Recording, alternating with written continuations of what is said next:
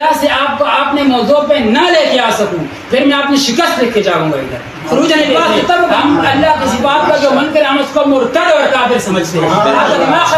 بات آگے چلائیں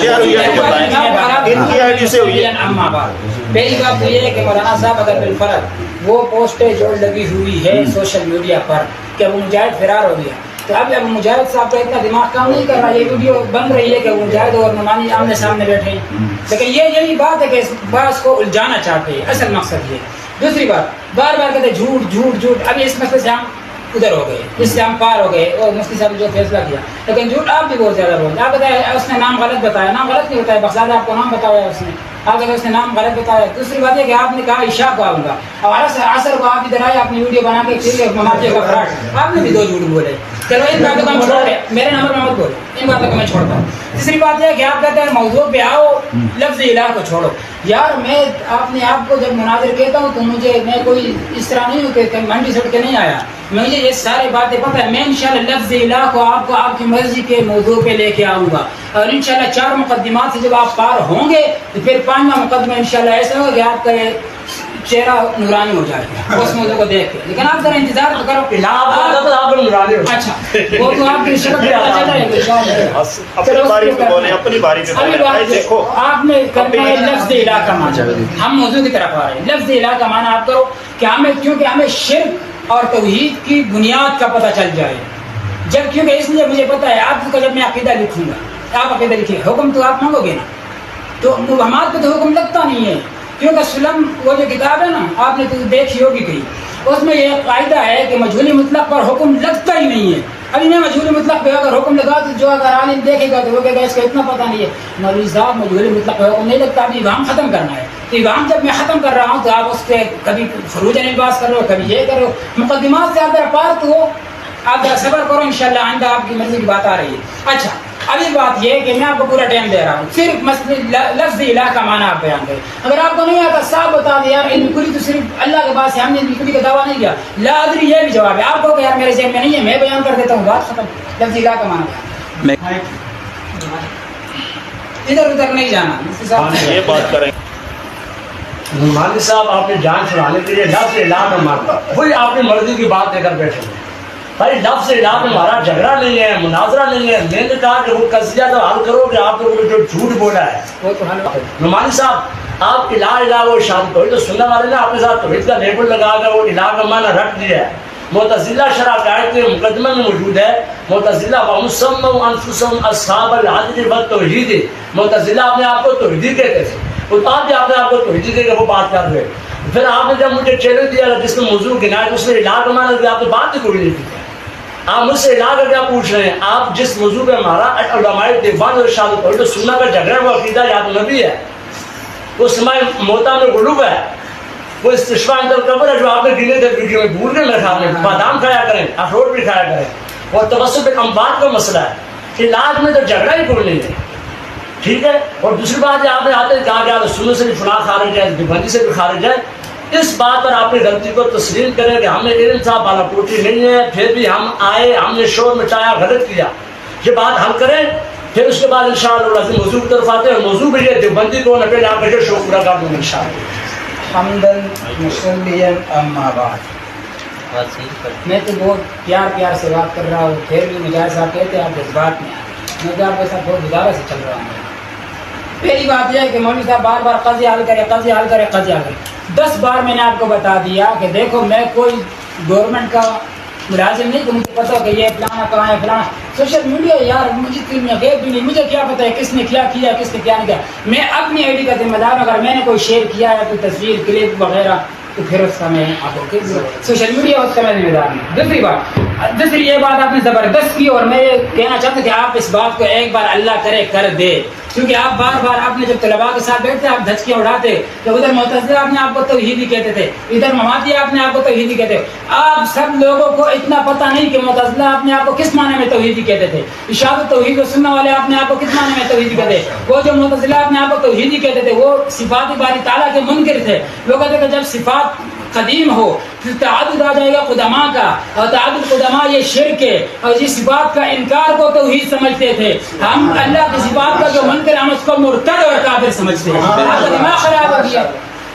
دوسری بات دماغ کو خراب ضرور ہوگا کیونکہ ایک تو گرمی ہے، دوسرا خراب ہو دماغ خراب۔ دوسری بات ابھی میں آ رہا ہوں، یہ بات ہے معتزلہ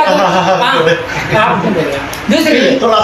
ارشاد توحید و سنت ابھی ارشاد توحید و سنت کو معتزلہ پر آپ نے قیاس کیا۔ آپ کی یہ قیاس کون سے قیاس ہے؟ کیونکہ قیاس میں علت مشترکہ کا ہونا ضروری ہے، اس میں آپ علت مشترکہ بتا دیں، اگر نہیں تو میں اس جگہ پر بھی میں خروج عن الباس نہیں کرنا چاہتا، لیکن میں آپ کا وہ علت مشترکہ بتا سکتا ہوں جو آپ کے اہل تشیع کے ہاں ہے، آپ دونوں میں برابر ہے، میں وہ علل ادھر بیان کر سکتا ہوں جو آپ کے اور معتزلہ کے ہاں ایک ہے، لیکن میں خروج عن الباس نہیں کرنا چاہتا۔ دوسرا آپ کہہ رہے ہیں کہ آپ نے بادام نہیں کھائے، آپ نے جو کلپ میں 5 موضوعات بتائے تھے اور آپ ان کی طرف آ نہیں رہے۔ پہلی بات تو یہ ہے کہ میں نے 5 موضوعات بتائے لیکن ابھی تک آپ نے 1 مہینے تک ضرورت نہیں ہوئی کہ آپ نے ایک کو قبول کیا، چلو وہ بھی اچھی بات ہے کہ آپ نے پھر میں نے آپ کو اختیار دیا، آپ